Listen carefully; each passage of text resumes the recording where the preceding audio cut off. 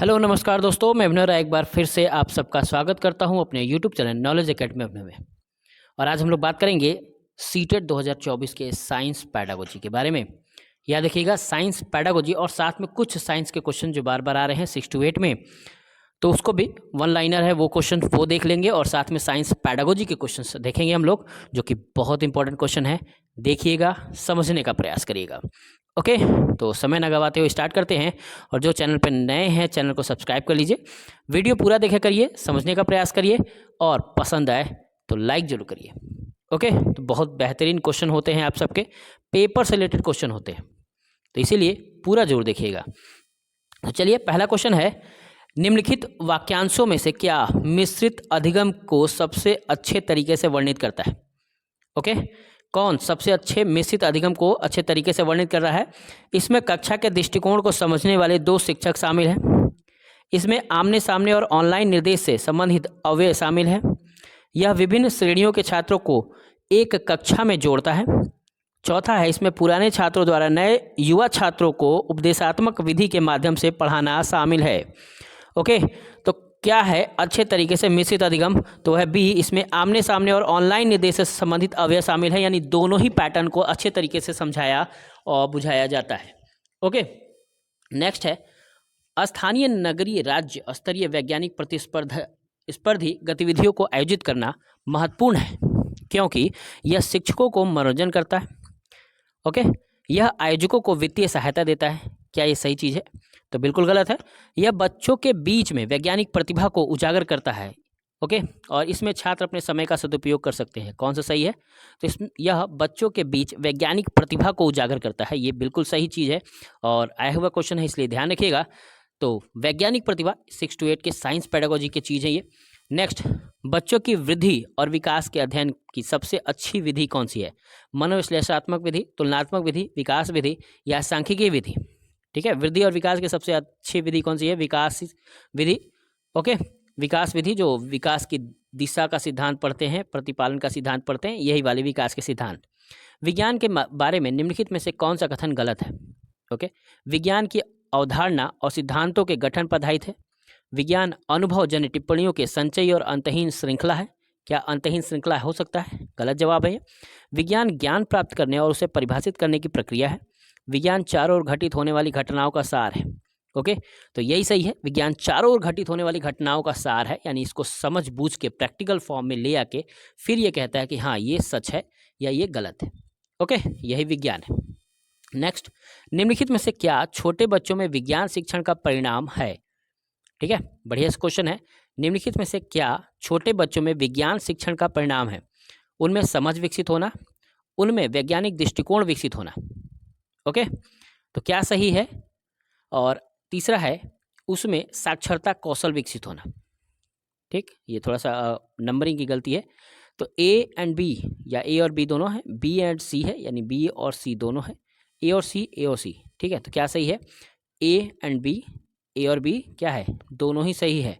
याद रखिएगा, ठीक, समझ विकसित करना, उसमें वैज्ञानिक दृष्टिकोण विकसित करना, ये तीनों सही है, दोनों सही है। सिर्फ साक्षरता कौशल विकसित कर देना ये सही नहीं है।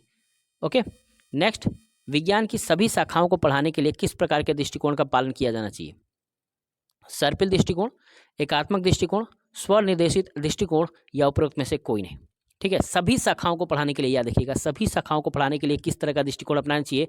तो है एकात्मक दृष्टिकोण। एकात्मक यानी एकीकरण करके सबको एक दूसरे से जोड़ते हुए पढ़ाना ही विज्ञान की कला है, यानी विज्ञान की सभी शाखाओं को के पढ़ाने का दृष्टिकोण है। याद रखिएगा, एकीकरण, ये EVS पैडागोजी से भी रिलेटेड है, तो एकीकरण करके पढ़ाना बहुत बेहतरीन होता है। मनोविज्ञान है, आत्मा का विज्ञान, मन का विज्ञान, चेतना का विज्ञान या व्यवहार का विज्ञान।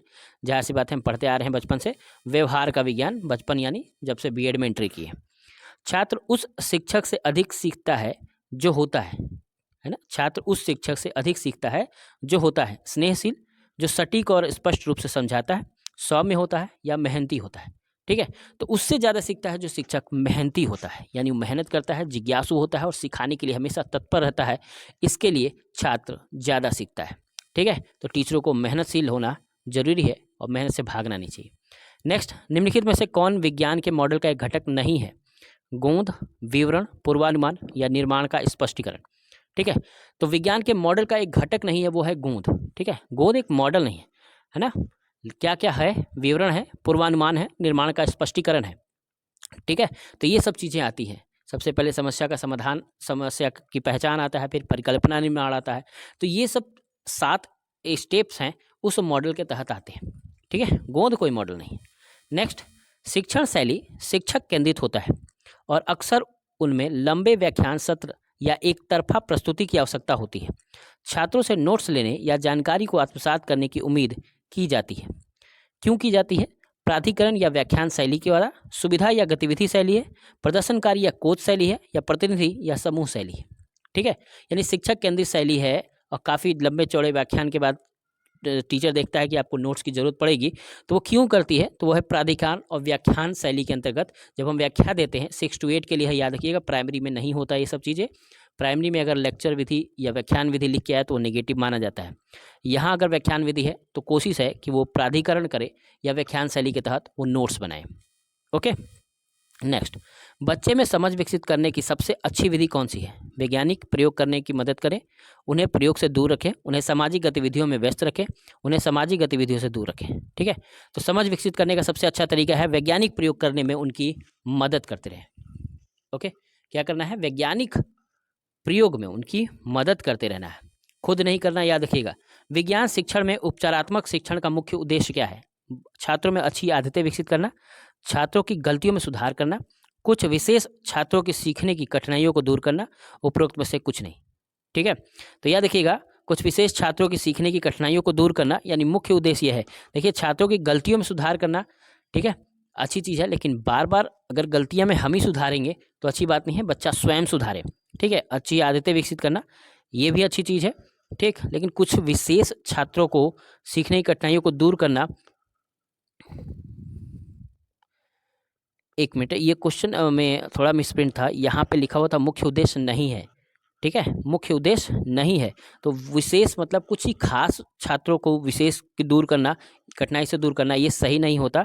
छात्रों को गलतियों में सुधार करना ये सही है, और अच्छी आदतें विकसित करना ये भी सही है। ठीक है, तो सी ऑप्शन गलत है, याद रखिएगा, सी ऑप्शन गलत है। कुछ विशेष छात्रों को सीखने में कठिनाई दूर करना, यानी ये अच्छी चीज़ नहीं होती। हमें पूरा बच्चों को देखना है, सभी बच्चों को देख के पढ़ाना है। ओके, नेक्स्ट, प्राथमिक स्तर पर विज्ञान शिक्षण का उद्देश्य क्या है? ज्ञान, समझ या अनुप्रयोग, क्षमता, प्रशंसा, खाली समय का उपयोग, कौशल, रुचि, अभिव्यक्ति, या उपरोक्त में से कोई नहीं। तो प्राथमिक स्तर पर विज्ञान शिक्षण का उद्देश्य है ज्ञान, समझ और अनुप्रयोग। ठीक है, याद रखिएगा, ज्ञान करना, समझ दिलाना और उसका प्रयोग करना ही विज्ञान शिक्षण का मुख्य उद्देश्य है। शैक्षणिक उद्देश्य के वर्गीकरण को लिखिए। बेंजामिन एम ब्लूम ने लिखा है, पियाजे ने लिखा है, कोहलबर्ग ने लिखा है, या बीएफ स्किनर ने लिखा है। तो शैक्षणिक उद्देश्य का वर्गीकरण बीएच ब्लूम ने लिखा है, याद रखिएगा, ब्लूम का वर्गीकरण है ये। ठीक है, ओके, नेक्स्ट, जब गीता मनुष्यों में पाषाण का आकलन करने के लिए उपकरण के रूप में केवल एमसीक्यू का उपयोग कर रही है, तो निम्नलिखित में से किसका मूल्यांकन किया जा सकता है? याद रखिएगा, जब गीता एक टीचर है और मनुष्य में पोषण को लेके, याद रखिएगा, पोषण को लेके आकलन करने के लिए एक उपकरण के रूप में केवल एमसीक्यू का उपयोग कर रही है, तो वह किस चीज़ का मूल्यांकन कर रही है? खाद्य पदार्थों के वर्गीकृत करने और एक पोस्टर बनाने के विश्लेषण क्षमता का, खान पान से जुड़ी गलतफहमियां का, प्राप्त ज्ञान का उपयोग करने और सुबह की सभा में प्रस्तुत करने के लिए एक भूमिका निभाने की एक शिक्षार्थी की क्षमता का। ये गलत जवाब है। भोजन के घटकों के महत्व को समझने और एक लंबा निबंध लिखने के लिए शिक्षार्थी की क्षमता का। ठीक है, एक लंबा निबंध गलत है। ठीक है, तो लंबा निबंध याद रखिएगा निगेटिव थिंकिंग है, तो ये नहीं होना चाहिए। तो खाद्य पदार्थ के वर्गीकृत करने और पोस्टर बनाने की विश्लेषण क्षमता ये भी नहीं है। खान पान से जुड़ी गलतफहमियां, यानी जो गलतफहमी है, जो गलतियां हैं, उसे सुधारने का प्रयास ये करता है।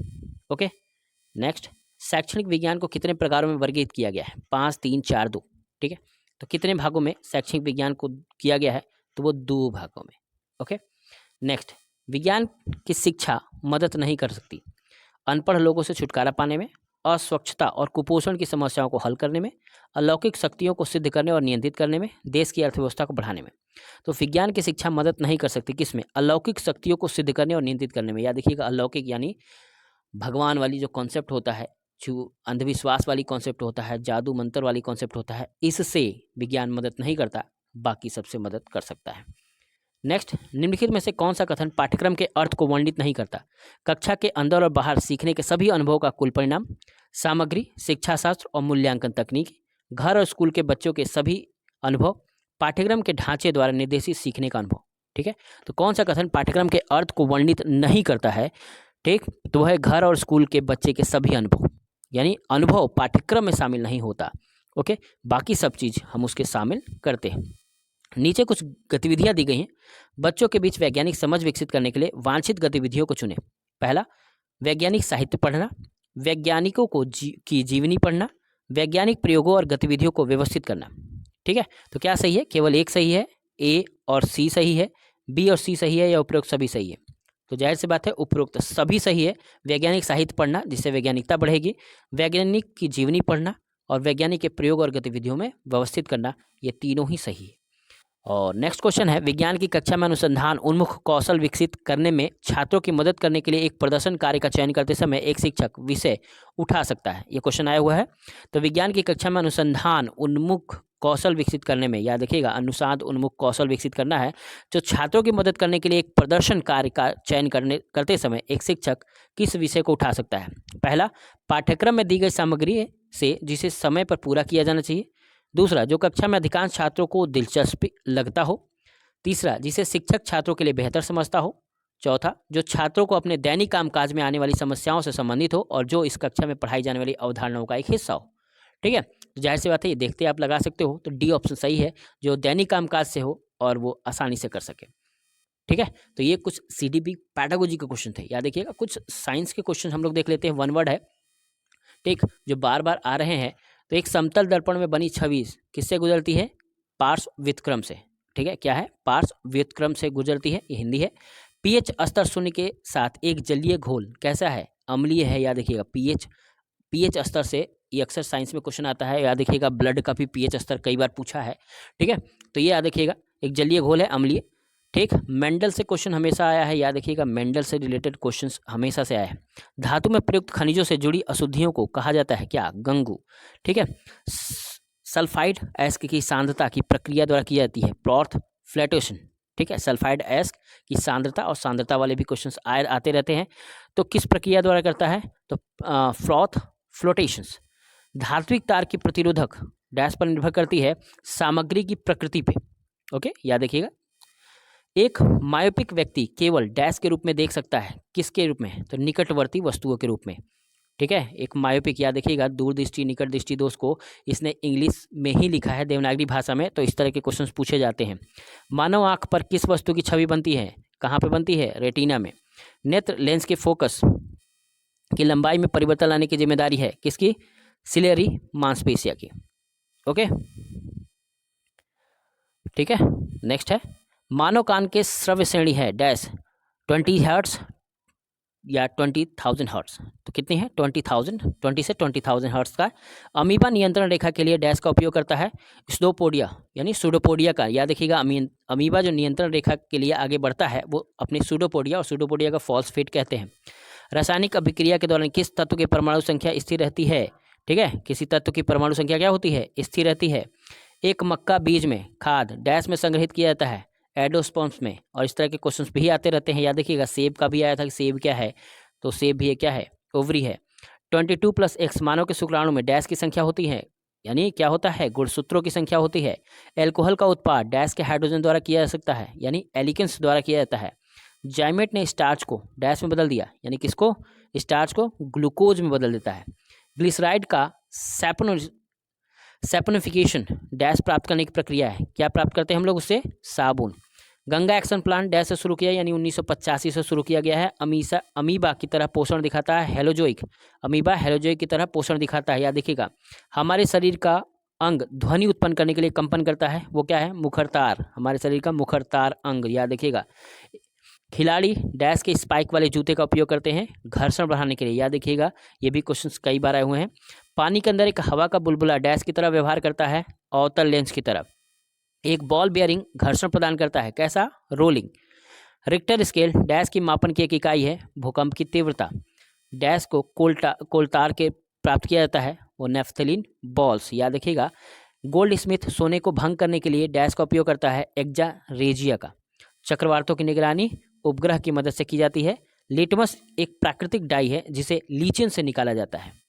सेल वॉल एक पशु कोशिका में मौजूद नहीं होता। डैश श्वसन नली वायु मार्ग और भोजन मार्ग को संचित करता है, वो है एपिग्लोटिस। ओके। फेफड़ा में गैसीय विनिमय अल्वोली से होता है। सेंट्रोसोम्स केवल पशु कोशिकाओं में मौजूद होते हैं। ओके, तो ये कुछ साइंस के भी क्वेश्चन थे और साथ में साइंस के पैडागोजी क्वेश्चन है, तो आप सबके लिए बहुत इंपॉर्टेंट क्वेश्चन है, याद रखिएगा। तो अगर पसंद आया तो वीडियो को लाइक जरूर करते रहिए, शेयर कर दीजिए और भी सीटेट के लोगों के लिए। और आज के लिए इतना ही, धन्यवाद, नमस्कार।